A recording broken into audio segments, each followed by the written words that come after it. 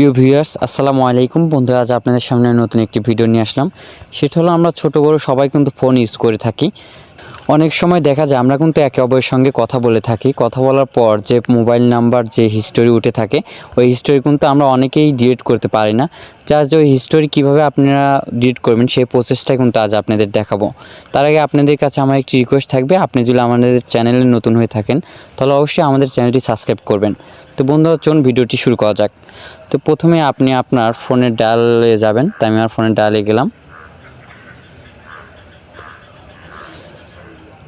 ডায়ালে যাওয়ার পর বন্ধুরা দেখুন আমি যাবৎ কার সঙ্গে কথা বলেছি আমাদের কিন্তু এখন সব শো করছে। তো এই কথা বলার পর যে হিস্টোরি কিন্তু আমি ডিলিট করিনি। তো এই হিস্টোরি ডিলিট করার জন্য এখানে যে 3 ডট মেনু দেখতে পাচ্ছেন, এই 3 ডট মেনুর উপর ক্লিক করবেন। তো আমি ক্লিক করলাম।